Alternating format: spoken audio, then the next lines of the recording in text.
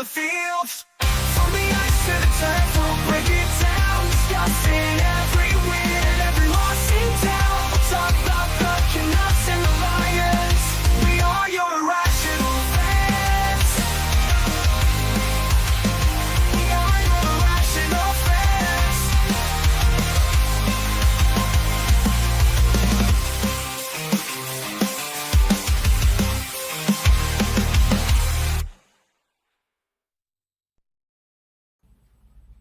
Ladies and gentlemen, we are live with episode 122 of the Hughes Sports Podcast. I'm your host, Jake Hughes, alongside the old man. Old man, how the hell are you doing today?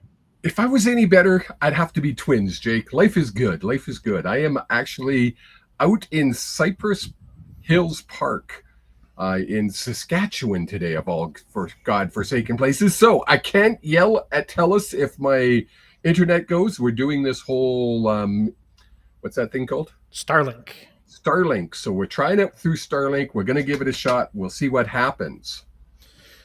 Well, and just to back up here, you said if you were any better, you'd have to be twins, and I don't think the world could handle two of you. Oh, can you imagine how much fun that would be? No, I think... Come on. I think our guests, who will be bringing in here very shortly, would probably have an aneurysm if there was two of you. Yeah, he would love it. But without further ado, because I don't want him sitting there and listening to us yibber yabber on, we have the one and only Rod Pedersen of the Rod Pedersen Show, which is live Monday to Friday, as well as the host of the Cats and Bolts podcast. Rod, how are you doing? I'm doing really good. Good to see you guys. And Rod, would you straighten this kid out? If there was two of me, how much fun would that be? The earth would probably end. Fun would not be the term I would use. Fun would not be the word any of us would use. It would be a word. Fun wouldn't be the first thing that comes to mind. What the? I almost dropped the F-bomb again. A well-timed F-bomb. Oh, did we lose him? This is probably going to be a theme. This is probably going to be a theme for the show with the old man working with Blame Starlink Elon Musk. At least he's smiling. Yeah, it could be a lot worse of a picture for him to get stuck on. But Rod, lots of craziness going on in the world of sports. Lots of news to get to.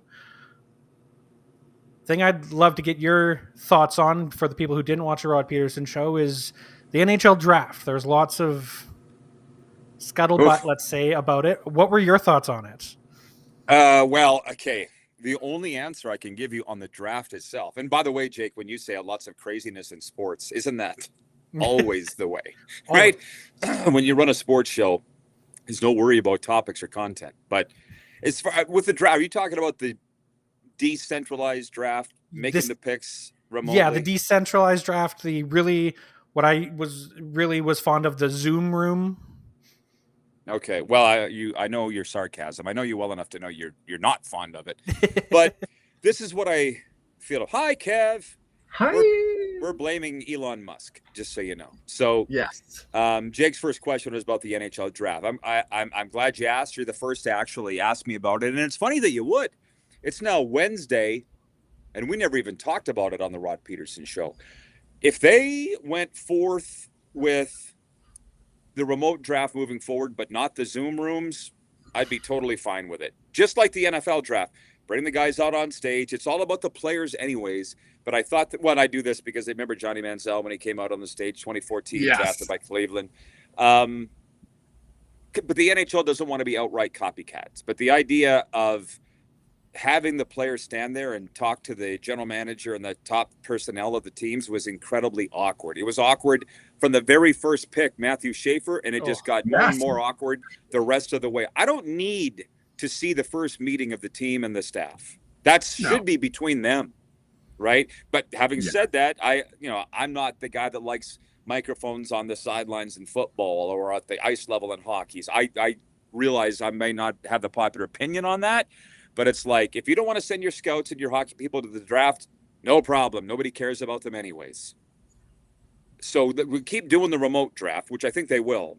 But those Zoom rooms were just awkward. They were just weird. I mean, every one of them was the same. I'm so happy you picked me. Thank you. I won't let you down. Yes, right. There was just, and every single person was the same thing. It was just one of those. This is like, okay, I'm turning it off because I can't even stand it. It was so boring. And it felt like, and maybe it's just because I was watching with more of a scrutinizing eye, that the draft felt longer this year than it did in other years.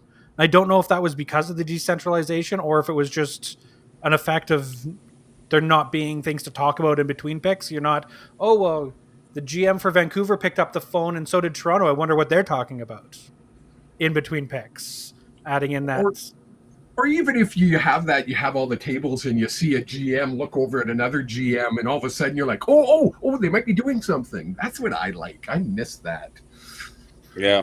Well, what I will say is that the NHL tried something, and it takes balls to try something new. And maybe it wasn't perfect right out of the gate. So you wait. Like, for instance, the NHL All-Star game, the NHL itself, we'll just use them as the example. When it was in Florida, it was a joke. I don't know if you remember the skills competitions. Nobody knew what the hell they were doing. They were out shooting surfboards on the beach, shooting pucks at surfboards. It was dumb. And I'll never forget thinking at the time, because I was at it in Sunrise. I'm like, I bet you Monday morning Gary Bettman walks into the boardroom in the NHL offices in New York and kicks some ass and says, what the hell was that? Because the next year, all of that was gone in Toronto, and they went back to a standard all-star format and event. And so with this draft, from what I understand, I don't know what you guys know, but Bettman didn't even want to do it this way, but 26 of the teams did. That's a whopping majority of teams wanted this format. The Zoom feature, I doubt that teams wanted to do that. But, the leagues are all, and the TV networks are always trying to bring you behind the scenes. And I just didn't think it worked. So we'll find out next year what the network thought of it. Yeah. Twitter, X, whatever you want to call it now. People were not happy with it, but they're not happy. The Canucks signed Boeser, and Twitter thought that was a horrible thing. So what do we know? You can't go by that, obviously. But the thing is, there was one media member who I follow and I respect him. I'm not going to name him, from TSN, and he was complaining Friday night that there were 3.5 hours and still going on round one. And he goes, this needs to end and never be brought back. And I'm sitting there, Kevin knows me very well. I'm not a complainer, so I didn't like that. I feel like if you're working in the National Hockey League, it's a privilege, and you're being paid to be there.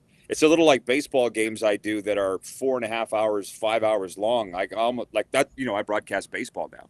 There was last year, I almost stood up and left the booth. I dropped my headset. I'm done. But you can't. You're being paid to be there. It's your job. So STFU. That was my take on that. Exactly, right? You and I, we've talked a lot of CFL over the years, obviously. But you and I, when we're off the air, we don't talk a lot of hockey. Just because, I'm a diehard football fan. That's my passion. I love my Canucks, but CFL is my passion. But we just got through the the NHL Free Agency. Thoughts on it? I haven't talked to you since then. Well, I said today I thought the Canucks won the draft or free agency, and I froze. Now we hear you. We hear you. Good. Jake, did you disagree with me today when I said Vancouver won free agency? It was one of those things that you said on the air, and my initial reaction was, how could we win? We didn't really add anything. But then it was your comment where you're like, yeah, you brought back the players that your team clearly wanted and can see a vision for, and that in itself is a win. You didn't lose anything. Yeah, the fact that I was out, literally, I always have it on TSN or Sportsnet, whichever one is playing less ads at that exact moment. I'm in the middle of everything's off the walls. I'm in the middle of moving. So I'm moving boxes into the garage, and I come back in and they're like, breaking news, Brock Boeser signed with the Canucks. And I sat down and was like, excuse me? No, why would we wait? Why would he wait until free agency? He loses a year this way. But I guess the urge to stay with Vancouver is more important than how much money was out on the market, I guess. That's a huge win. And then, Or, go ahead. No, you go ahead. No. Rod, because you're going to say Continue what on I'm the going to Canucks, say. because I was going to talk about another team. Go ahead. Oh, I was going to say, or was the Canucks offer the best offer? Could be that too. Right? We don't know. I mean, nobody's really come out and said, "Oh, well, Florida offered him $9 million."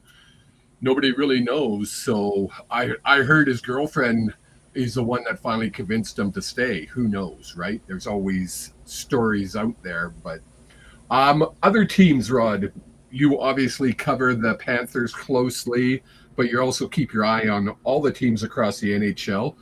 Was there any big surprises?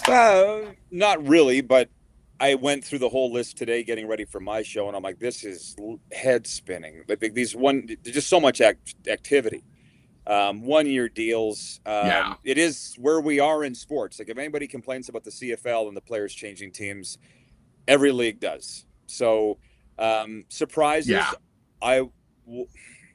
I should stop being surprised by Bill Zito, the GM of the Panthers, because on the ice after they won the Stanley Cup, he was asked, "Are you going to be able to keep Sam Bennett, Aaron Ekblad, and Brad Marchand?" And he goes, "I think we'll be able to find a way."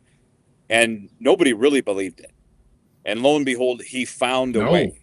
So what he does, he's an absolute. That was a surprise. But I got a lot of friends. I got a lot of business friends in Florida that like to play armchair GM. That's never been me. Because as every one of these dominoes was falling with the Panthers, guys are texting me, "Oh, well, so who goes now?" I'm like, I don't care. I'm not the GM. I'm not going to waste my brain power on that. I will report when they come and when they go. That's what we do. You never know. Because I'd heard, it's funny. I won't say who, but I got a scoop. It's one of the beautiful things, one of the many beautiful things of being in Canada is it's a hockey country. So a source close to Joel Quenneville told me that he's now the coach in Anaheim, wanted to get Aaron Ekblad with the Ducks. So I reported that, and that went off like crazy on social media, but Aaron didn't go there. I mean, it's all rumor and scuttlebutt. I don't really like dipping my toe in that. So many fans love it. I don't. Like, just let me know, like Kev says, let us know where you sign, and we'll talk about it. But the other thing is Corey Perry going to LA. Not that surprised me, but I saw some Ducks fans, like, I don't know if you know Sweet Annie. She's a Ducks podcaster. She was like, good friend of mine. She's like, how could he? Corey Perry, the former Duck, signing with the rival LA. Right, just like this. So if you were still watching today, Jake, when I had Matthew Barnaby on, I said to Barney, when are the fans going to realize it's not about rivalries, it's not about loyalty, it's about this in about 99% of the cases. I'll guarantee you Brad Marchand could have got more money from the Leafs. Guarantee it. But he knows he can win in Florida. He has. So that for a smaller percentage of the players, it's about where they can win a championship. But for the bigger percentage, it's who's going to pay me the most. But also, fans, I don't know how they don't get that. And not only that, for someone like Brad ahead, Marchand, he's made his money. Like this is literally the back half of his career. If he wants to go chop casing, look at Iginla. He stayed loyal to the Flames until it was the last few years, and he went cup chasing. If he wants to continue to chase those cups, you've earned that right as an older player. Corey Perry, I mean, he's been in 5 of the last 6 Stanley Cup finals. It's impressive. Keep doing it, right? Like spread that around and get paid while you can, because people are going to pay for it. Well, and people ask Rod, you get asked this all the time. Why would you go to Fort Lauderdale, Florida? Why wouldn't I go to Fort Lauderdale, I do Florida? Get asked that all the time. I say, have you ever been there? No taxes, and I get to go to the beach every freaking day. And they can walk around Florida and not get recognized the way they would in Toronto or in Calgary or in Vancouver. They have that freedom because they're not under that huge spotlight like they are in a Canadian or a bigger market city, I guess. Is that a fair way to say it? Of course. And what would shock the hell out of people. But Kevin, you've been with me through this whole ride, so you know when Matthew Tkachuk first showed up in Florida, nobody knew who he was. Now he can't walk down the street, but he likes that. He's made it that way. Like I don't know if you, by the grace of God, I'm Facebook friends with Tkachuk. So he will routinely drive his golf cart down the street in Fort Lauderdale, like film people and put it on his Facebook. And they're all wet. Hi, Matthew. Hi, Chucky. Like he's like Santa Claus. That's a good frozen shot of Kevin. That is perfect. Okay, let's all take a moment and appreciate Kevin the medium.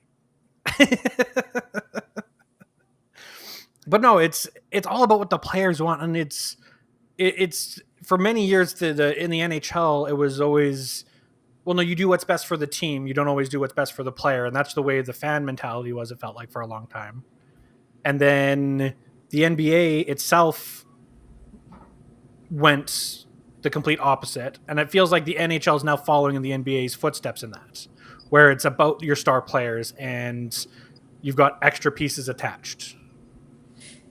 Well, and when I say that I don't like playing armchair GM, I don't, but I find it fascinating the way rosters are built now, because I don't anymore, but I was doing shows with the South Florida Tribune and writing for them all winter, and one of the writers is, well, two of them actually are originally from Detroit. And they said in the 90s, when the Wings were winning back-to-back Stanley Cups, they were bringing back 18 players, maybe 19 players the next year. The Panthers lost 9 from last year, half their team. But who did they make sure to keep? Bobrovsky, Ekblad, Kachuk, Barkov, Reinhardt. So you have that core group, and then the rest, it's like your main core, your main dishes, and you've got roast your beef, side. chicken, turkey, and then the side dishes are interchangeable. You know what I mean? And that's not the way it used to be, but that's the way that it is now. And you know, I don't know if you saw, Jake, like this fan, a Flames fan wrote in today. He's just panicking that they've let Dan Vladar go, the Flames. And I'm like, they've just decided he's a backup. Dustin Wolf is the future, so they can find a backup anywhere. And I thought they had. Yeah. Well, didn't they sign someone to a 1 year, a goalie to a 1 year as a but backup? If we don't know who he is, then we don't know who he is. It's not a big name, let's put it that way. Yeah, 100%. Let's jump to the CFL, because that's my thing. I love the CFL, and I know, Rod, you like the CFL. You love the CFL. I love it. Surprises, disappointments so far. I know we're only 4 weeks in. What's your biggest takeaway of the 4 weeks so far? That we're only 4 weeks in. And because football people are neurotic and so different. Well, Jake knows as a ref. Well, you're all irrational. That goes with the name Hughes. But it's also a day that ends in Y. So I don't jump to any conclusions ever after a month. Everybody else does, of course. And I guess I had Paul Appelese on my show the other day. I put that question to him, and he mentioned the Argos being 1-3. And after thinking on that, I would have said BC, but you don't have your quarterback. So if Nathan Rourke was 100%, which is pretty scary that he's not this early in the season. Terrifying. Maybe you're 4-0. I don't know. Yeah. I'm surprised at BC's record, but not when you consider that their quarterback's hurt. But the Riders I knew would be good. Winnipeg I knew would be good. And Edmonton, well, we're all kind of pulling for them after what they've been through. They still have a new head coach, a new general manager, a new president, a first-year starting quarterback. And with that new head coach comes new coordinators. Yes. Like, there's a guy you guys might have heard of. His name's Wally Buono. And he told me once, he goes, if you want to know the teams are going to be hot out of the gate, they're the ones with continuity in their coaching staff. Yes. Because it's literally just a continuation from last year. If you're changing coordinators, that's not good. Wally told me that years ago. So look at the teams that are struggling now. Kind of stands to reason, doesn't it? BC, Edmonton, right? I mean, I can go on. Obviously, I've been sitting around all week with a lot of Rider fans being out here in Saskatchewan and Cypress Hills, and they all expected the Riders to be this good. They always do, Kev. I know, but I knew that they were going to be better than they were last year. I didn't think they were going to be as good, especially when they lost 2 of their starting front line. Well, that's a surprise. Yes. Yeah. they've been good. Like I think one of the, if not, I mean, their record's 4-0, so obviously they're one of the best teams right now. But they, I think, looked better than anybody else. I don't think Winnipeg has looked that great. Well, what's Winnipeg beaten BC twice? Yeah, right. And in both cases, you didn't have Rourke. we had Rourke. We had Rourke for the first game. First game. Yeah. Okay. Yeah, that's where he got injured. Okay. Well, number one, I'm not prepared to say the Riders are better than last year because they were 4-0 last year. And Kevin, you didn't read my newsletter Yes, on the they weekend. did. Oh, well, Riders went 4-0, but then they went 5-8-1 the rest of the way. Okay. Yep. And they don't have their quarterback now. I mean, they have the benefit of a bye with this week for Trevor Harris to get healthy. I think they said it's a concussion. I mean, I don't follow it as closely as I used to. It used to be my job, but there's still a lot of football left, is all. Oh, Is there any word that you've heard? You get people in your ear constantly. I know you're getting text messages sent.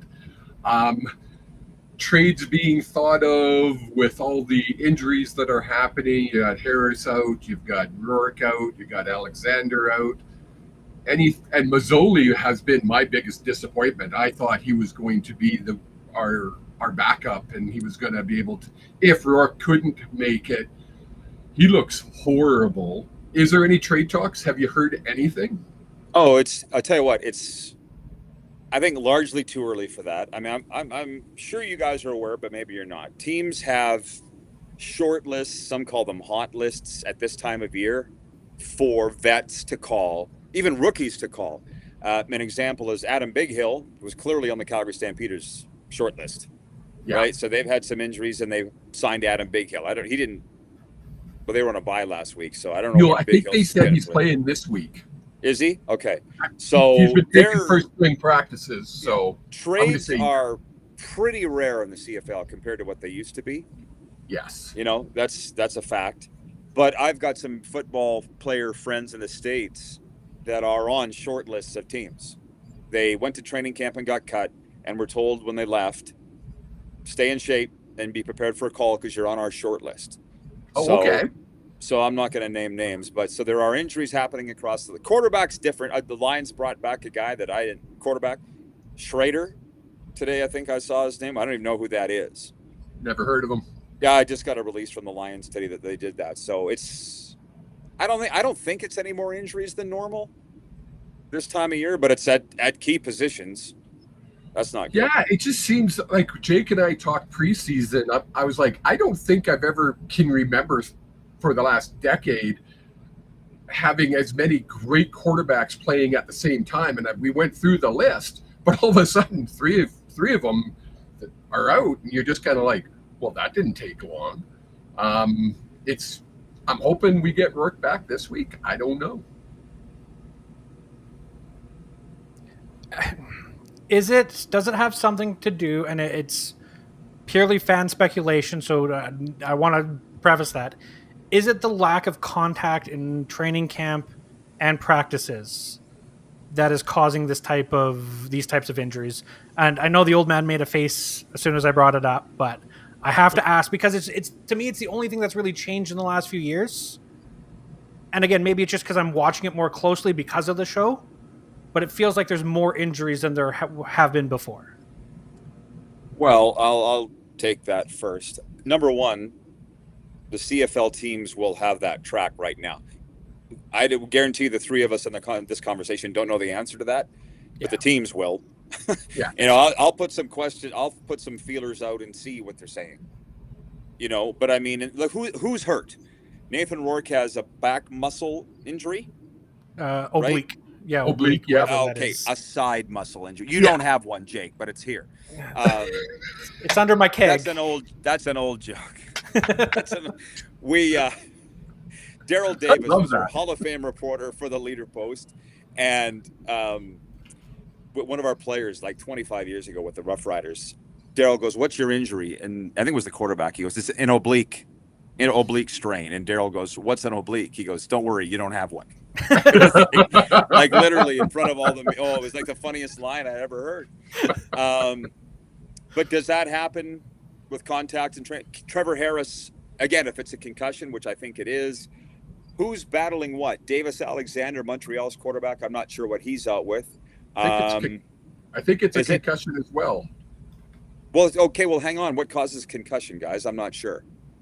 Contact. More contact, yeah. Jake just asked, are the injuries happening because of lack of contact? So, or are the players just bigger and stronger and they're coming in better? I'm shape? just spitballing. I literally don't know. I'm just Yeah. trying to put two and two together here. But For Alexander, it's being diagnosed as a lower body injury. That's all we've got. So probably Okay. not a concussion then. Well, unless your brains are in your knees. Well, I know some guys. Where you're going. I know It's a some PG guys show. Some guys' brains are below their waist, but that's a topic for another show. And I deal with that on a regular basis, Rod. Dealing with Jake on a regular basis, I know these things. Yeah. So it's a really good question, Jake. One that I don't know the answer to, but I also don't think it's any more injuries than any other year. Didn't the CFL put out a release last year that the injuries were down? I thought they did as well. Now that you've said that, I'm pretty sure they did. I thought they were down, but the coaches are the ones that want the lack of contact in practice. The coaches are the ones that don't want their vets playing in the preseason. Yeah. So what do you want? Yeah. Yeah. Makes sense. Before Any we other let you go, questions? Oh, sorry, yes, go I ahead, Jake. had one last question I wanted to touch on because it was released after you went off the air today on the Rod Pedersen show. But the CFL announced that they are finally releasing the entirety of the list for the negotiating list for each of the 9 teams. Seems like nothing, but I just wanted. Does this change anything? Like other than for media and people like us can go and say, "Oh, this player they got cut from the NFL roster. Their negotiating rights are with this team." Life is about perspective. So I can tell you when I was the voice of a team, I would have been giddy and horny about this news today to know. Now that I'm just a fan, I don't care. The only name on it is Shadur Sanders of Cleveland, who will, or with the Argos, who will never show up in the CFL anyways. I saw somebody say one time when they were releasing 10 names off the neg list a number of years ago, they were like, "Oh, this will cause a rush to the ticket windows now that we know 10 names on the negotiation." And then I laughed. I'm like, well, because the thing is, the CFL is damned if they do, damned if they don't. That's a fact. Yeah. You know, I'm not sure I would want to be in their shoes. And I'm pretty sure, I don't even know the people working in that office right now, but I'm sure they're thinking you people wouldn't survive 1 day and 1 hour in our shoes because you want transparency. So we give it to you. And now here you are saying it doesn't matter, or you mock it. Like a really good example of this is Zach Caleros being suspended for the first game. We all laughed going, really? I said it on my show. You're going to suspend the face of the league because he didn't return your text message? You're admitting that? But on the flip side, it's, well, you want us to be transparent. You know, you accuse us of hiding things and blah, blah, blah. So here, this is the truth. Yes. How do you What do argue you with want? that? Yeah. You can't. Mr. Pedersen, you're the best. Thank you so much for taking the time out of, I know, your busy day. You've been just going nonstop. So thank you so much. And look, folks, I want you to know, we actually talked about the CFL for over 15 minutes. And you know what we didn't bring up once? Attendance. Wow. You can actually I don't like talking about it. CFL. It drives me nuts, Rod. It's been my pet peeve all season, all last season. It's a crutch for too many people. It's all they want to talk about. So bad. Okay. Thank you, sir. We will probably talk to you Thursday. Great to see your beautiful faces. You're a great family. Have a great rest of the show. Thanks so much, Rod. You're the best.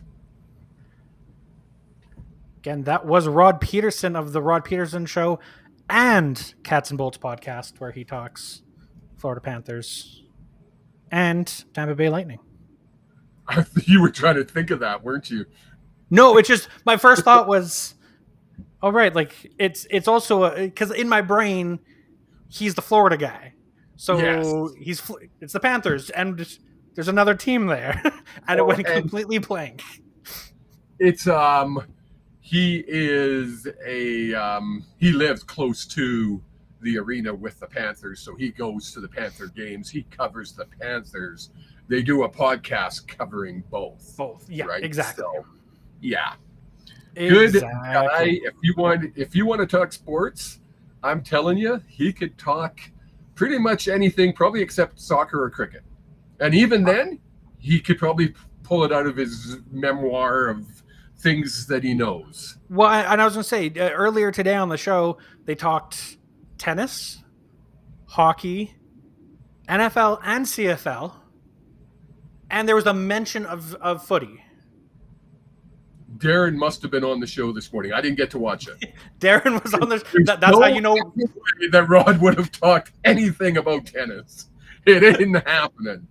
Yeah, it's Wimbledon, and of course he had to bring it up for Moose on the show. Yes, of course. That's what we gotta bring Moose on the show. We haven't had Moose on the show for a while. Actually, I want to. Yes, we can talk about that off air because there's some things happening that I want him to chat about. Cool. Quickly, because all of a sudden it's been half hour into the show, and we know we're going to talk at least another 25 minutes on the CFL. We touched on it, but the Canucks free agency. What a big free agency. So it was announced. Go ahead. It was announced before it was officially allowed to be signed, but all the well, there's no I's or T's to be crossed in his name, but Connor Garland signed a 6-year, $6 million contract. Yes. As an extension. So he's around for another 7 years. Nice. And then it was rumored that Demko and the Canucks were close on an extension, and I was just up front, I was very concerned on the term. Yeah. Because I could see this management team going into panic mode. Yeah. As we've seen Canucks management organizations do in the past. So many times. But 3 years for an $8.5 million AAV. You know what? A steal, I think, if he stays off LITR. But the thing is, he could go on LITR and it's not costing us. So, but the key there is he needs to stay healthy and he needs to return to the Demko we love, which I just have this feeling. It's just one of those woo-woo things. I think this is his year. And then we have Artie sitting on the bench where he could play 30 games a season. What do you think? 30, like, is it 30-50 or is it 40-40? Is it? Well, don't forget, we don't just have Artie sitting on the bench. Artie, as of right now, Artie's on a one-way deal, but he'll be in the AHL because we still have Kevin Lankinen. Oh, we still have Lankinen sitting there too. So, is there a trade? Do you think there's still? Do you think there's still a trade in the works here? No, not right now. Let's put it that way. I don't think right now. Okay. Kevin Lankinen has a no movement clause in his contract, meaning it'll be very hard to move Kevin Lankinen unless it is approved by him. Obviously, we know in the past he has talked that he wants to be a starter.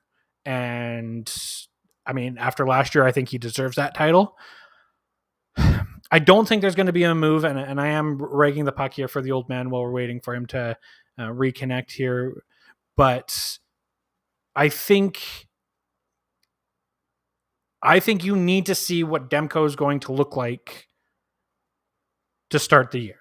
I think it's going to be very, very tough for this organization to make a trade for Lankinen, especially after what Arturs went through at the beginning of last season.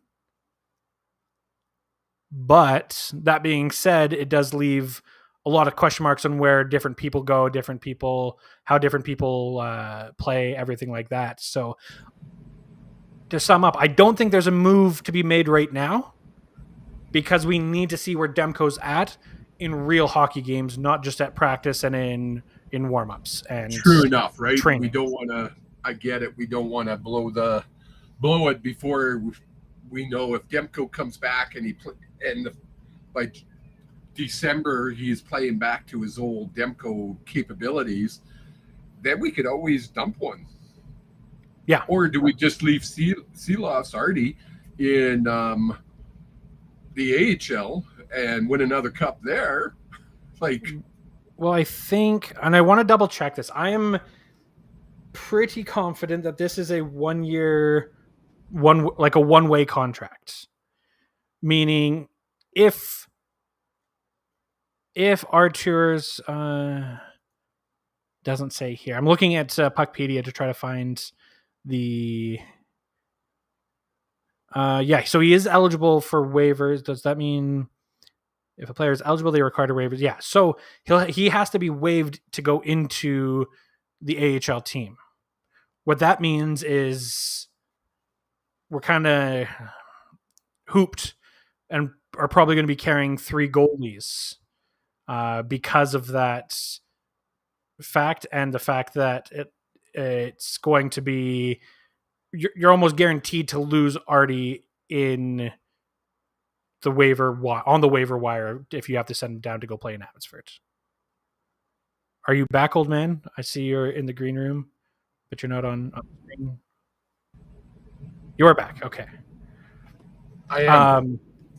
But yeah, I'm not too sure about what the plan is. Like we were just talking about with Pedersen, Mr. Rod Pedersen, that we can armchair this all we want, but there could be 4 different deals in the works that we don't know about. It does look like the old man's having more technical issues, which is fine, because the only other thing that we really need to talk about this week is the fact that, and we touched on it briefly, Brock Boeser re-signs with the Vancouver Canucks. I did not put an extension, because technically he didn't extend. His contract was up, and decides 7 years, 7.25 AAV is where he wants to be with the Vancouver Canucks. And yeah, he will be back for the next 7 years, which is great. I do think the Canucks aren't done. I do think they need to bolster their center depth, as we've been talking about it was Patrick Alvin that originally brought up the fact that it was needed to be done in bolstering up that center depth and getting a true number 2, or maybe even the market might not be there for a number 2, but it might be 2 number 3 centers. Maybe we give Atu Ratu a chance. There's so many different options, and it's impossible to say what's going to go on. But in terms of NHL coverage, I think that's probably going to be it for the next little bit. It's we're going into the kind of the summer, the quiet summer. I'm assuming there's going to be a trickle of signings, maybe one big trade, and of course we'll talk about that. But from here on out, the Hughes Sports Podcast is going to be talking mainly CFL. But we'll be doing that next week with you guys. Take a look at our social medias at HSP_pod to see when we'll be going live next. It probably will be next week. Yes, thank you. Hockey is over now. And unfortunately, we are going to have to cut it short just because the technical difficulties. But we are going to be cheering on the BC Lions as they take on the Alouettes on Saturday. Another 4 games in 4 days.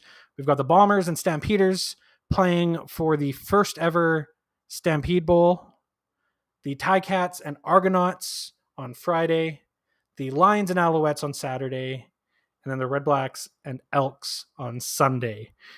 Stay tuned to the social medias at HSP_pod for the old man predicts. I'll get him to, he'll either send them to me or we'll record something while he's out and about, and we'll post that for you guys. Thank you so much for tuning in. We appreciate you all. I'm sorry we're having to cut this short, but goodbye. Don't forget to hit that like button. Hit that like button. Everyone watching right now, if you're watching, hit that like button, hit the repost or comment down below who you think is going to win the Lions taking on the Alouettes. Peace.